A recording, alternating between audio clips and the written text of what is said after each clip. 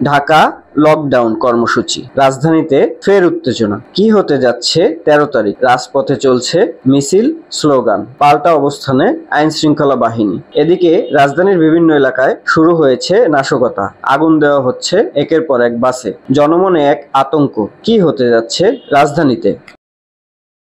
ঢাকার বিভিন্ন স্থানে শুরু হয় উত্তেজনা।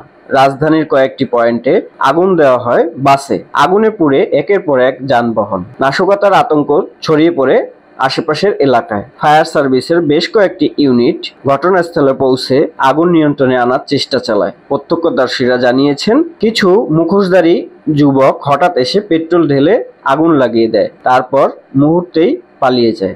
একমাত্র সম্বল ছিল আমার, এই গাড়ি ছাড়া আর আমার চলার কোনো পথ নাই।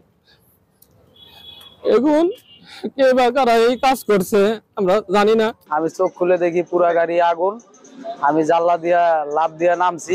আইন শৃঙ্খলা বাহিনী পক্ষ থেকে জানানো হয়েছে, যে কোনো ধরনের নাশকতা বা বিশৃঙ্খলা রোধে কঠোর অবস্থানে রয়েছে পুলিশ।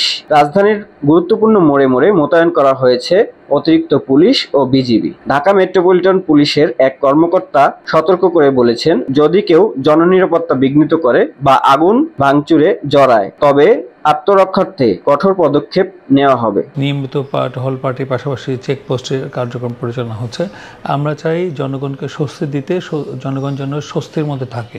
কোনো ধরনের আতঙ্ক, কোনো ধরনের কোনো নাশকতা, এই ধরনের পরিস্থিতি যেন উদ্ভব না হয়, এই জন্য আমরা সর্বোচ্চ সতর্ক রয়েছি। পরিস্থিতি নিয়ন্ত্রণ আনতে বিকেল নাগাদ মাঠে নামবে বর্ডার গার্ড বাংলাদেশ। রাজধানীর কৌশলগত গুরুত্বপূর্ণ এলাকাগুলোতে মোতায়েন করা হয়েছে 14 প্লাটুন বিজিবি সদস্য। তারা পুলিশ ও র্যাবের সঙ্গে যৌথভাবে টহল দিচ্ছে। বাড়ানো হয়েছে নিরাপত্তা। সরকারের পক্ষ থেকে জানানো হয়েছে, রাজধানীর নিরাপত্তা নিশ্চিত করতে কোনো শিথিলতা দেখানো হবে না। সাধারণ মানুষ বলছেন, দিন দিন রাজধানীতে যেভাবে সংঘাতমুখী হচ্ছে, তাতে ব্যবসা, বাজার সবকিছু হুমকির মুখে পড়েছে। সেফ কিভাবে করব? আমি হয়তো সেফটি চললাম, আমার মতো আরো হাজার হাজার মানুষ বাসে যাতায়াত করছে। আমরা এ ব্যাপারে আতঙ্কিত, কারণ আমাদের জানমালের নিরাপত্তা আল্লাহ ছাড়া স্বয়ং কেউই দিতে পারবে না। আজকে আমি ক্যাম্পাস থেকে আসার সময় হঠাৎ করে আমাদের কন্ট্রাক্টর বাসের সব জানলা আটকে দিয়েছে, যে ভাই সামনে জানলা হইতে পারে, কেউ জানলা খুললেন না। তা আমি একটু ভয় পেয়ে গেছি, যেহেতু জানলা আটকে দিয়েছে, এটা অবশ্যই ভয়ের কারণ। আর আগামীকালকে যেহেতু তাদের মূল প্রোগ্রাম, সেখানে আর ভয় ভীতি বেশি। বাসার থেকে কাজ থাকবে, বের হতে অবশ্যই আমার ভয় লাগবে। সর্বোপরি আমাদের ধানমন্ডি এলাকায় বিভিন্ন পয়েন্টে চেকপোস্ট হচ্ছে।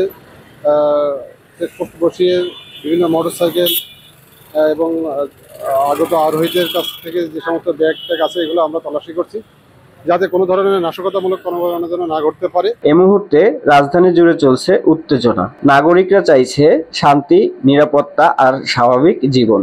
সবাই এখন অপেক্ষায়, রাত নামার পর পরিস্থিতি কোন দিকে যায় আর সরকার কিভাবে নিয়ন্ত্রণে রাখে রাজধানীর নিরাপত্তা। সত্যের পক্ষে জনগণের কণ্ঠস্বর, তথ্যকথা নিউজ।